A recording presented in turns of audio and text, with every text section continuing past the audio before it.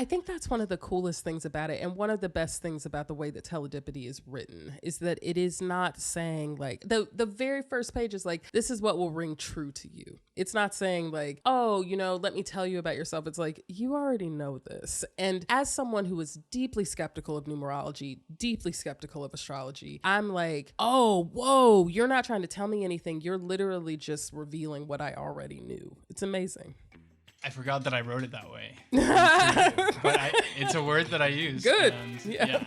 Happy numbers, happy times. My name is Andrew Gabelich, numerologist and founder of teledipity, the world's most loved numerology platform, numerology mobile application, numerology pocket life coach. You are listening to the Calculating Route Show, where all we care about is performing live numerology readings and having unstructured conversations with some of our platform's most interesting thinkers and thought leaders, incredible people from around the world who have something to say, something to teach us, a unique perspective about the times we're going through, the changes we're navigating as a planet, the ways we can use them as opportunities, the things we need to do to reconnect with our purpose in this grander story, and finding joy hiding beneath the chaos. We don't do interviews in this show. We just dive into our guests' numerology charts, and then we just let serendipity take the conversation where it must. If you've been on our platform for a while, you know one thing. All we really care about is letting the universe take the wheel and surprise us. Happy accidents. So that's exactly what this show is all about. I have no prepared questions. Our guests have no prepared pitches. They're not here to sell anything. They're here to talk about life and share with me everything they know about the future and every perspective we've been missing. If you're here with us today, well then you know what? Maybe the universe wants you to be a part of this serendipity too. Maybe there's something hiding inside our conversation just for you. I'm Andrew Gabelich, and this is Calculating Route. Jessamyn Stanley, welcome to the Calculating Route Show. I am so excited to have you. I've been following you for over a year, but I started following you because there was a moment, I don't remember exactly when, where you posted about teledipity and I found your account interesting, so I followed you back. And we already had this discussion off air, but I just want to say that there seems to be a really beautiful serendipitous link between us, because every time you've done something related to teledipity, the energy you've sent back to us has either forced us to grow or just opened doors for us. So teledipity is eternally grateful to you. Oh my teledipity God. would not be where it is today without you. And Andrew, okay, I'm so sorry. I don't mean to I have to tell you, you and teledipity have had such an outrageous impact on my life and on my team's life. And prior to you following me was like one of the coolest days for me, because I was like, oh my God, you guys. But already I had known of you and known of your work, because one of my most incredible, this person is like she is a guide in my life. And she told me some time ago, like, you got to get teledipity. The mic is just going everywhere. You got to get teledipity. Like, it is really going to help you understand the path forward. And she has helped build out so much of our team at the Underbelly and at Joss Inc., the company that is Jessamyn Stanley. And that knowledge of just being able to see yourself on the planet and understand why you came here, that has been, I've watched it be so transformational for so many people on our team. And it really has allowed us to grow by everyone learning about themselves. It was last month, we had a shoot where there were a couple of different team members here who had not met in person for the first time. And they were looking at their teledipity together, and seeing how everyone's numerology links together is like insane. And I can't say enough about it. So thank you. over the last 3 months, I've been reflecting a lot about numerology, because I started the platform 7 years ago. I had a really clear intention of what I wanted to do with this algorithm and how I wanted to create an app around it. And then, as companies grow, and then you start just thinking about the sales, the accounting, the worldly things. Absolutely. It's not that you lose track of your mission, but you don't think about it as often. And I've been reflecting a lot, going back to what is numerology and what I'm trying to do here, because and I think this is a good introduction to your reading, because one thing that I care about a lot is not being prescriptive and not saying, this is it, this is what you should do. Because divine languages like numerology or astrology, they give you a different perspective, but they're not meant to give you all the answers. Everybody is their own teacher, their own guide. So I see teledipity and systems like numerology and astrology not as things where you go find like, do this, do that, make this decision, but it's just like, here's the perspective you're not thinking about.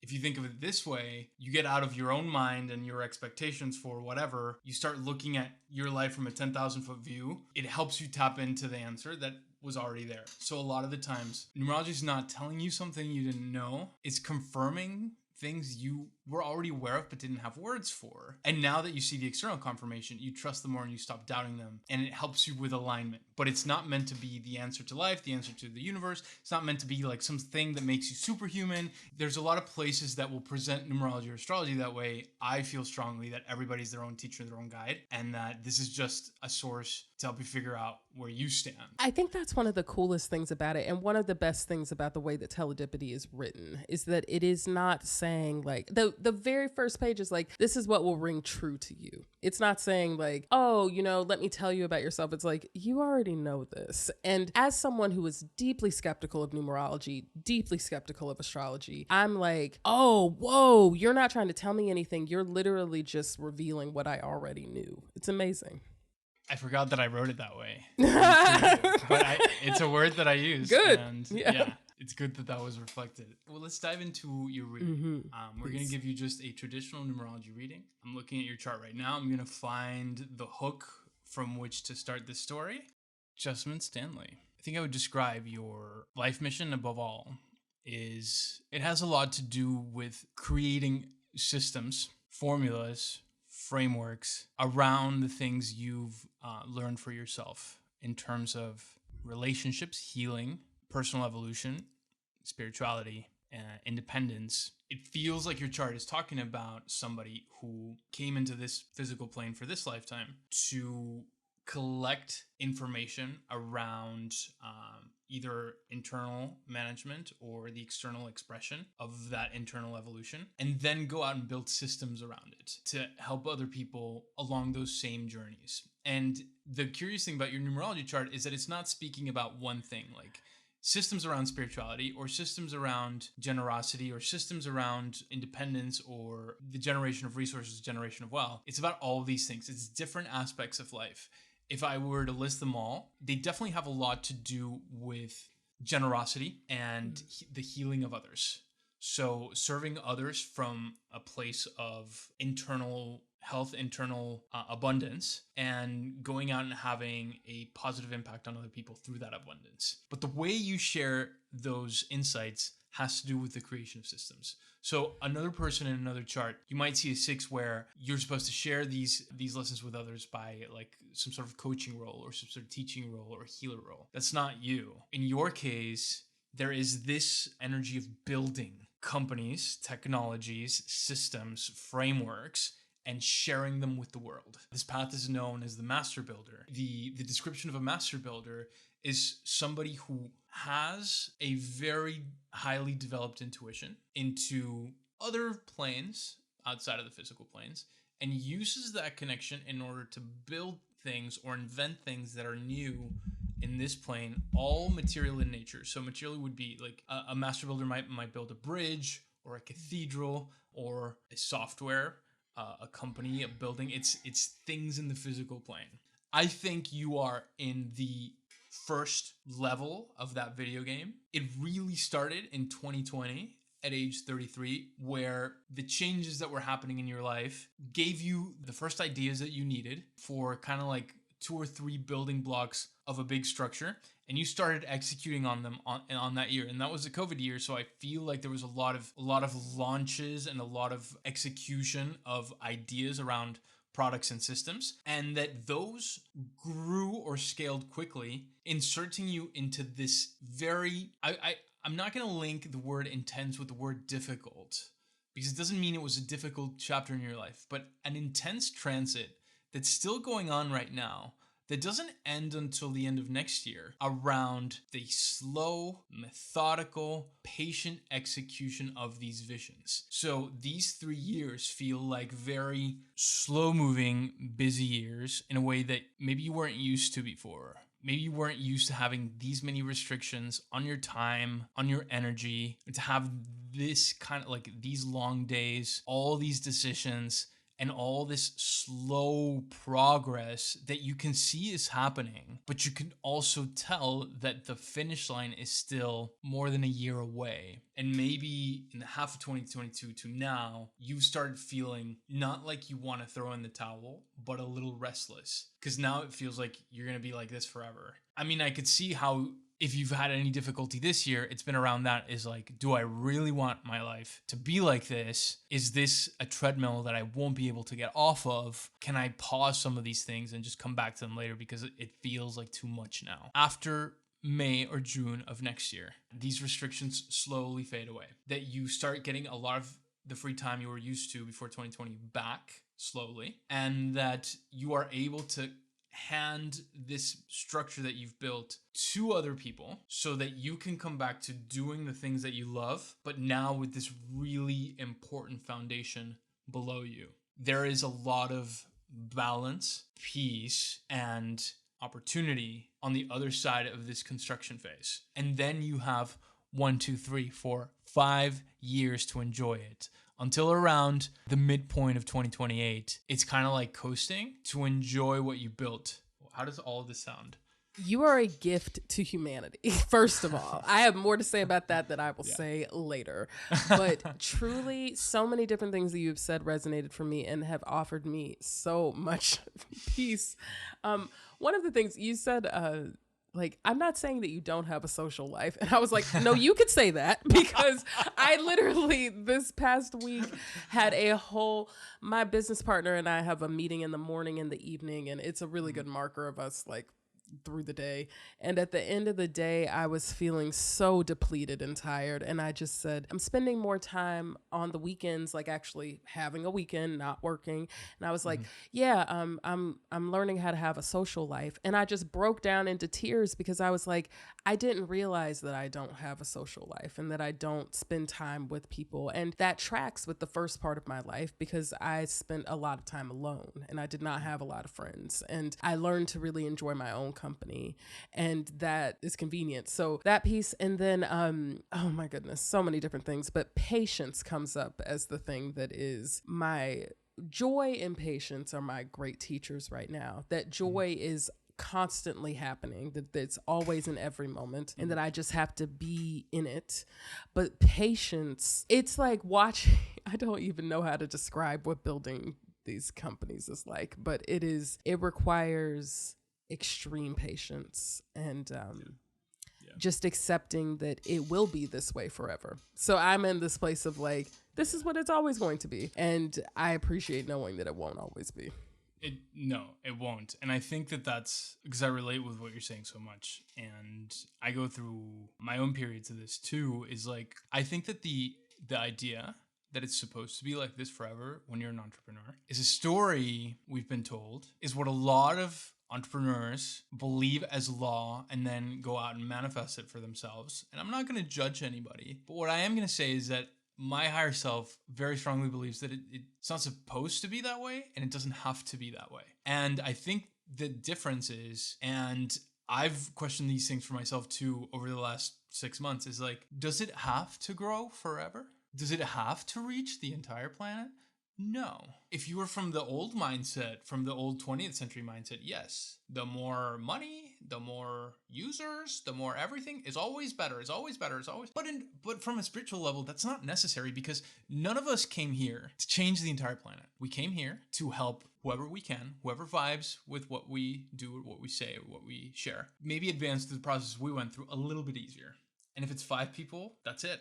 If it's 10, that's it. I think that the idea that we are here to do the whole world is maybe giving ourselves or ideas too much importance in a way where that's where you start sacrificing a social life, a personal life, free time, and other sides of your mind or your intelligence that is not really necessary. So I think you go through stages of scaling and growth that are very busy. That doesn't mean you don't have a balanced life, so long as you don't do that forever. If you go through those 2 years of intense scaling and growth and then come back to recover what you had to leave on pause and seek it, then over time you see balance. Because yes, you had 2 busy years, but then you had 2 restful years, and that's balance. And it's interesting, though, you're saying that there's going to be a 5-year period where I don't need to do what I've been doing for the last few years. And so I am curious about that.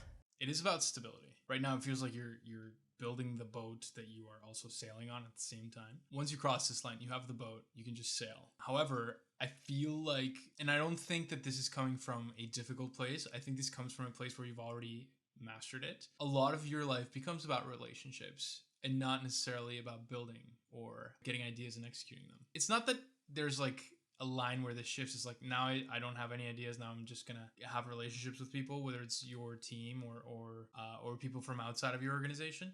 But this energy is a lot about developing friendships, developing business partnerships, developing some form of family, which has nothing to do with the traditional family. So family can be you, your partner, and your pets. A family can be a business, a team. But this concept of family, which is like a group of people that care for each other, that know each other, that interact on a daily basis, that bring out the best in each other, and that go through life together in some way. And a lot of the energy in your life throughout those 5 years is about that. It's this, I don't want to call it community, but these networks of people that become a staple in your life that you are constantly interacting with. And yes, a lot of your life becomes relationships, cultivating relationships, and giving, receiving, and connecting. But from a place of abundance and from a place of prosperity, which goes beyond just financial resources.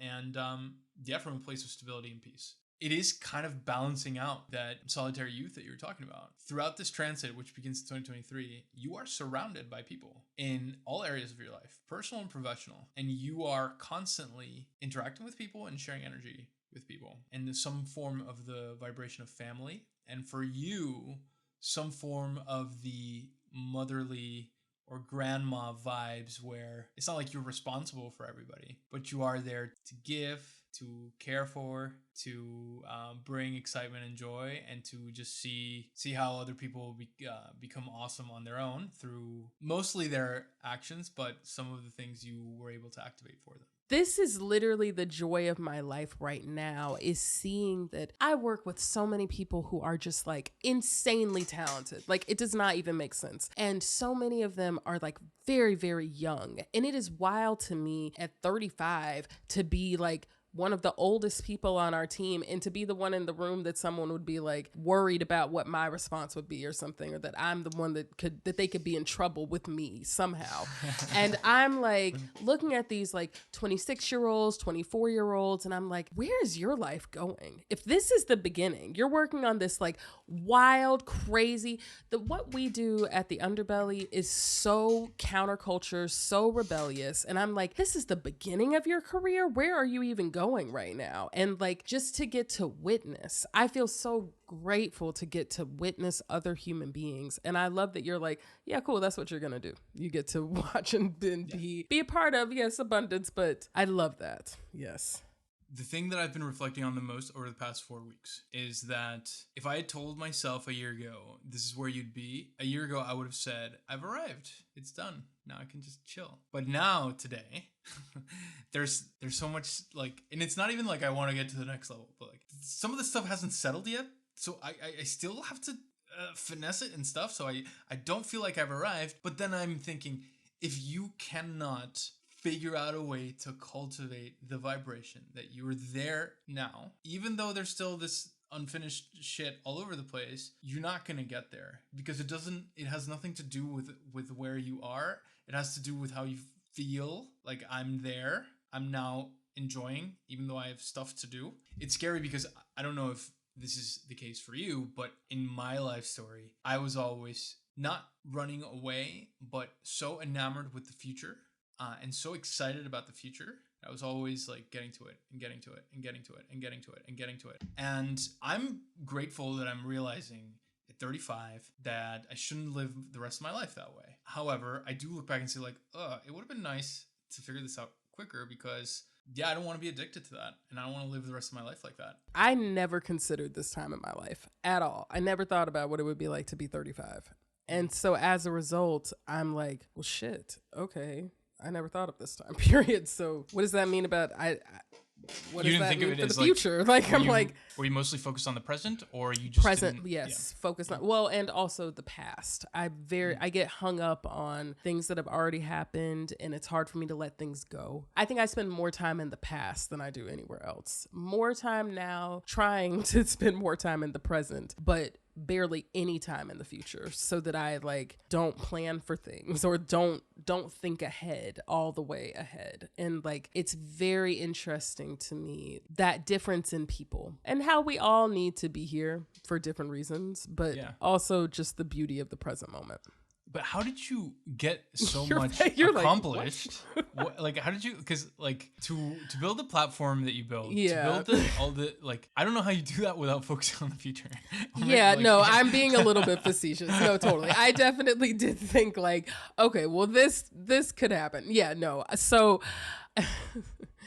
it's just very non-linear, you know? It's like, it's sort of like, I know this has to happen. This is more of what it is, actually. It's like, this is already happening. Like when I started the Underbelly, it kind of already existed before I started it. I knew that there needed to be a wellness space where everyone felt included. And I was like, that already exists at my house. So let's just put that into the world more physically. Everything that I do feels like a manifestation of something that has always existed. And then it's exciting. I'm like, oh, this is fun. I'm having a great time. And it also helps with setting expectations, because expectations can be very low because it already exists. I'm frequently fearful of setting an expectation for something that is just a fantasy that I have. It's not really about reality. And then if my expectations don't meet that fantasy, or if reality does not meet that fantasy, then I'm disappointed.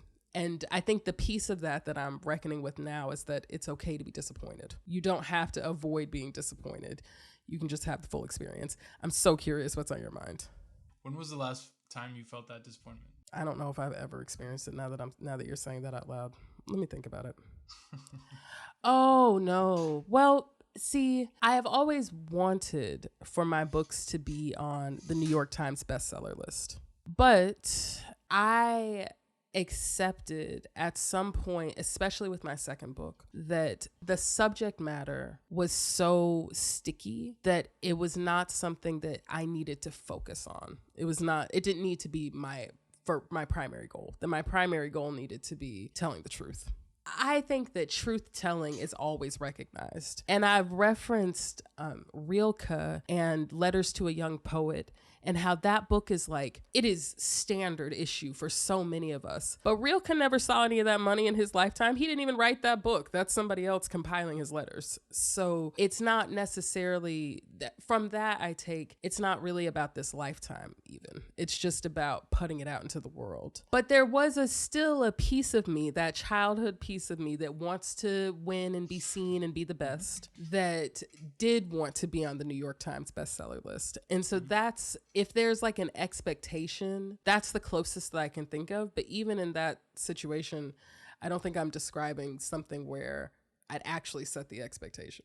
We grew up in a world without an internet where everything went through gatekeepers. Publishing a book, publishing a screenplay, publishing music, publishing everything. Like, you had to go through these massive industries where they're corporations, they're conglomerates, where they got more of the pie than you did, the artist, and they put their opinions in there because they're part of a system and they have to have a say so that they can be part of that system. And then this is what happened to artists in the old world in the 20th century. And when we grew up, we had the callings of our inner selves, which is, you are here to create content. You are here to share your words, you're here to share your visions. And because we came from that world, all we could do is imagine our dreams inside that little box. If I'm going to reach a lot of people with my audience, it comes with the bestseller tag. If I'm going to put this movie out into the world, it comes with winning an Oscar. If I'm going to create this album, it comes with a Billboard list. But that's how things were measured in the world. That's the only language we had for imagining our highest point in self-expression where like now I'm being all I can be and sharing all I can be with the world. This is the only framework. But that world doesn't exist anymore. And every day you get signs and like I don't want to piss off the people you work with, like your publishers and your everything, but like people accepting contracts from HBO Max, and then HBO Max gets sold, and then they take their work from the catalog and they lose it. They were paid $1 million, but their work is now not touching anybody. It's just people losing control of their voice and their artistic expression to these corporations. And I remember I went to a TED event once. I forget her last name, but first name is Carla. I'll figure out her last name. She is Latina musician who built her own independent label for herself. And she had all these contracts from labels and she always said no. And then she owns everything and she says whatever she wants to say in her music. Is wildly popular. She has a control because now with the internet, with the low cost of all the materials, endless ways to access audiences, not just through like a platform like YouTube or Facebook, but by like people like us who build our own platforms, then you have that freedom. And the next time you write a book, you don't have to go through a publisher. You can just put it out in your app because now you have the audience. And when you do that, not only will you get more of revenue and then use that to share and impact other people and just make your own life better, which is part of it, you'll also be able to say whatever the fuck you want to say and not filter it. So I not just admire and love the people who take the hard road to be independent. I also want that for myself. I think that's the way to go because the 21st century is giving us that opportunity. And yes, it is not fast, but it is what we want as artists. People who had our missions 50 years ago didn't even have this opportunity, but we do. So why would we go in and plug into the old world still? Because I don't plan to, you know? I agree. I do believe that there is so much power in collaboration and synergy and coming together. Yeah. So there's that, but I cannot disagree with you. And I think even about Ani DeFranco and Righteous Babe Records and how she was like, we need to be able to say what I want to say. I need to be able to do what I want to do. And I hear you. Yeah. And as a follower of your content, I could have intuitions around what they wanted to take off. And I want to read your book where you leave those things in. Your story is not over, and I guarantee you that you will have a bestseller. But you're right that it's not the objective. Just because this first level unfolded the way it did doesn't mean that's not coming. But I hope that when it does come, that you are as racy and non-traditional and out there as you are, and you're able to put all those words in there without them being diluted out for fear of somebody getting mad at you.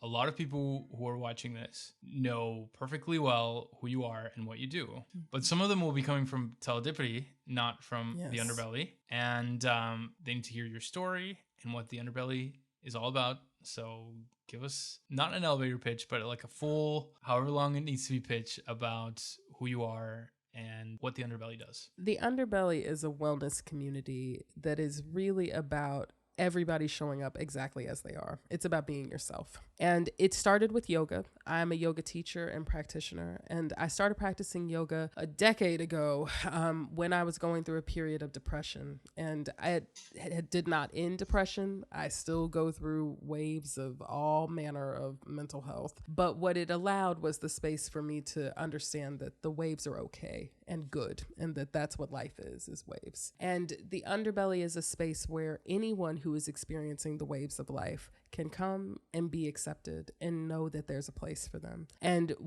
right now we have yoga and meditation classes that you can take literally anywhere that you can stream stuff. We're on Amazon, Apple, Android, etc. And you can engage with us on social media at the Underbelly Yoga on Instagram, Facebook, Twitter, TikTok, everybody.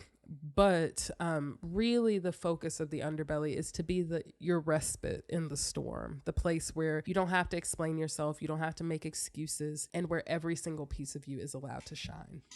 It's been a pleasure to have you, Jessamyn. Thank you.